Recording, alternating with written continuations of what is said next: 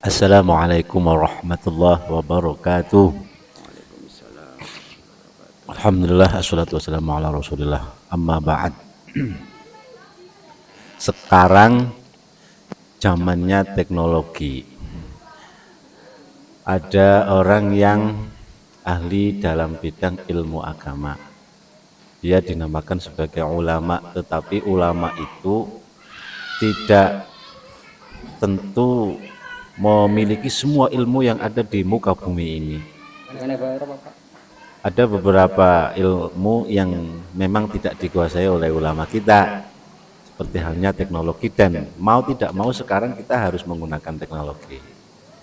Kalau memang ulama-ulama yang ahli ilmu agama anti teknologi, seharusnya ke Mekah dan Madinah tidak menggunakan pesawat.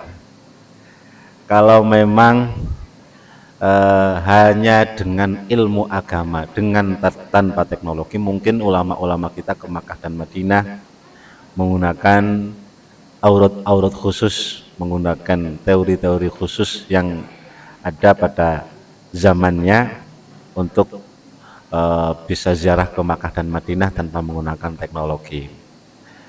Ulama-ulama yang tidak mau menggunakan teknologi seharusnya untuk berkomunikasi jarak jauh tetap menggunakan teori lama, tidak mau menggunakan handphone.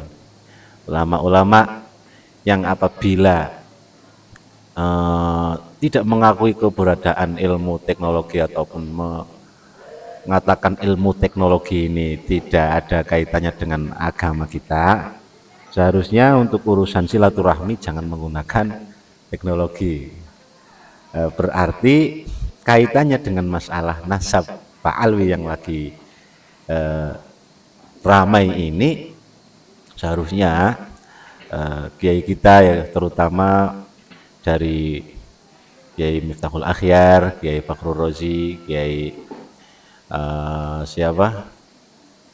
Kiai ya Allah Zulfa Mustafa, kemudian kemarin ada Habib Said Agil Munawar dan seterusnya, di mana Kiai Miftahul Akhyar mengatakan fitnah terhadap sosok Ubaidillah yang dikatakan fiktif oleh Dr. Sugeng, di mana Kiai Fakhrul Rozi mengatakan rasisme nasab atas apa yang telah disampaikan oleh Kiai Imad dan para pendukungnya.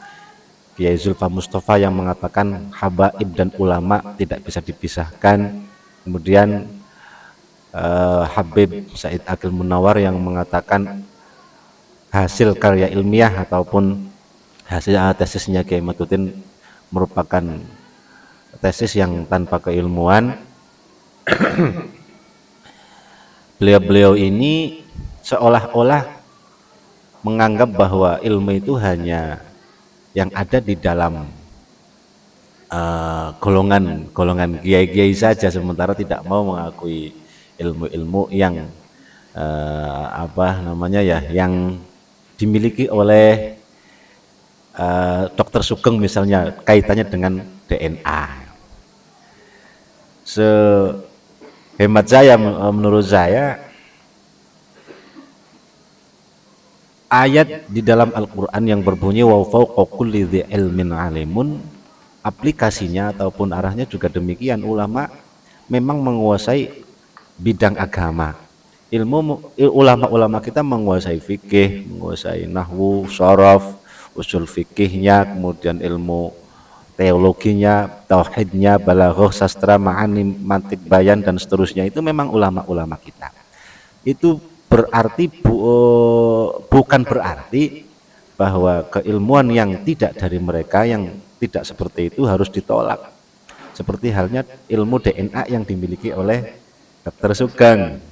Sehingga dengan statement-statement yang dikeluarkan dari ulama-ulama kita yang mendukung Pak Alwi menggunakan husnudzon ya, bahwa habaib ataupun ahli Pak Alwi itu adalah zuriatun Nabi Shallallahu Alaihi Wasallam, semakin menambah kita keyakinan bahwa sebetulnya habaib ini bukanlah zuriatun Nabi. Dengan memberikan statement-statement ataupun memberikan narasi-narasi yang arahnya adalah doktrin dan seterusnya ini justru membuat kami semakin yakin bahwa Pak Alwi itu bukan Zuriatun Nabi. Masalah ini saya kira juga tidak akan ada hentinya sampai kapan, sehingga harapan kami sebenarnya cobalah dipertemukan antara Kiai Imad dengan Rabithah Alawiyah yang difasilitasi oleh PBNU, walaupun ini nggak tahu mustahil apa tidak ya. Karena aneh saja ya seumpama keilmuan itu hanya dimiliki oleh orang yang ahli dalam bidang agama, karena ulama sendiri yang menguasai bidang agama pun masih terbatas, tidak semua keilmuan bisa dikuasai penuh, tidak. Mungkin yang ahli fikih tidak menguasai balaghahnya, mungkin yang ahli balaghah tidak menguasai usul fikihnya atau yang lain. Semuanya masih saling melengkapi, tidak ada satu ulama yang seluruh keilmuan ini menguasai semua. Nah, wabil khususon dalam kaitannya dengan nasab ini memang kita memerlukan keilmuan yang di luar ilmu-ilmu yang dipelajari oleh santri-santri, sehingga nanti ketika menguasai keilmuan tersebut, orang tersebut dinamakan sebagai ulama. Ada keilmuan yang lain, yakni ilmu DNA dan ilmu-ilmu yang lain, dan saya kira ulama-ulama kita juga harus menggunakan ilmu-ilmu yang di luar ilmu keagamaan, karena mau nggak mau kita harus menggunakannya, seperti saya sampaikan di depan tadi. Oleh karena itu, sekali lagi di sini kami sampaikan bahwa kami ini yang tidak mengakui habaib sebagai dzurriyyatun Nabi Sallallahu Alaihi Wasallam bukan berarti membenci para habaib, bukan berarti menafikan dzurriyyatun Nabi Sallallahu Alaihi Wasallam. Hanya saja kami yang dulu mengira habaib lah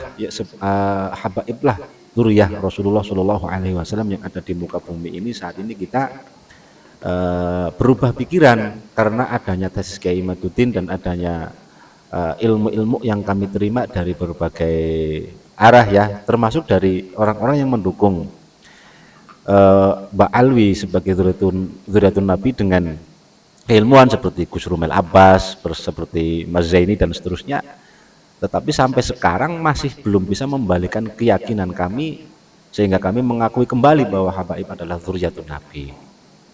Kemudian apa rasis ataupun apa ya, sesuatu yang tidak baik yang disampaikan oleh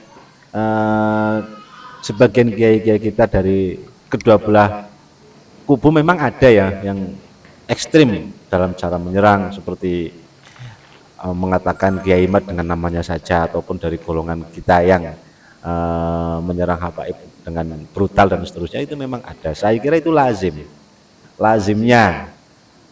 manusia seperti saya yang memang tidak banyak tahunya tentang kaidah-kaidah ilmu agama, sehingga ada yang mengatakan suudzon karena mengomentari kiai-kiai besar dan seterusnya. Itu monggo mawon, karena ini adalah lazim dari apa yang telah diambil keputusan dan tindakan-tindakan yang dilakukan oleh kiai-kiai kita, dan tidak serta-merta apa yang kita lakukan adalah sesuatu yang kemudian dikatakan mutlak salah, tidak bisa. Oleh karena itu, sekali lagi bahwa kami tidak meyakini, kami tidak membenci para habaib. Justru kami sebagai umat Islam kan berhak menanyakan, mempertanyakan, mempermasalahkan, karena Nabi kita yang menjadikan kita Islam, nama besarnya sedang digunakan oleh sekelompok orang yang sampai sekarang tidak mampu membuktikan bahwa mereka adalah cucunya. Kita sangat-sangat tidak terima apabila nama besar Nabi kita Muhammad Shallallahu Alaihi Wasallam digunakan, dimanfaatkan oleh orang yang mengaku cucunya, dengan mohon maaf sebagian oknumnya melakukan sesuatu yang sangat-sangat beda dengan apa yang dibawa oleh Rasulullah Muhammad Shallallahu Alaihi Wasallam. Jadi sah kita menanyakan, kemudian kita berbicara di depan media, kemudian mengajak orang lain agar ikut berbicara. Karena seperti saya sampaikan kemarin, apabila memang habaib ini bukan dzurriyyatun Nabi dan mereka mengira mereka adalah dzurriyyah, dan marah ketika dituduh mereka bukan dzurriyyah, sementara kita tahu bahwa indikasi besar mereka bukan dzurriyyah dan kita diam, kita takut apabila nanti Allah marah karena nama besar nabinya digunakan oleh orang-orang ini dan Allah menegur kita, yang diam akan ikut kena. Nah, maka dari itu kita ikut bicara. Sekali lagi bahwa DNA adalah ilmu teknologi di mana tidak semua orang bisa menguasainya.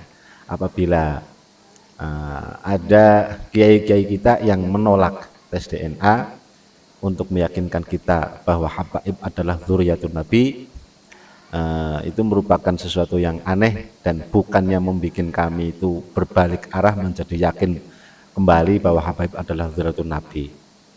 Karena Islam sendiri juga saya kira mendorong ya agar umatnya itu umatnya mempelajari ilmu bukan hanya masalah agama saja. Nah, sekali lagi ya bahwa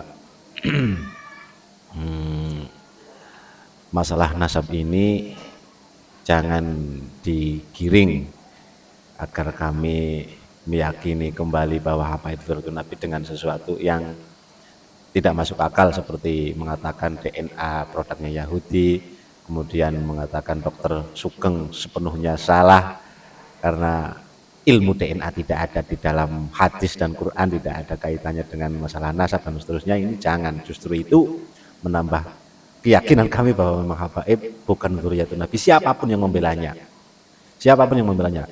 mau PBNU mau siapapun, ketika narasi-narasi yang dibangun untuk meruntuhkan keyakinan kami menggunakan hal-hal yang tidak masuk akal, saya kira bukannya merubah keyakinan kami, akan tetapi akan semakin menambah keyakinan kami bahwa habaib memang bukan dzurriyyatun Nabi Shallallahu Alaihi Wasallam. Sekian dari saya, apabila ada salahnya mohon maaf, tidak ada maksud dan tujuan kami untuk menghina siapapun. Mudah-mudahan ada manfaatnya. Akhirul kalam, ihdinas shiratal mustaqim. Assalamualaikum warahmatullahi wabarakatuh.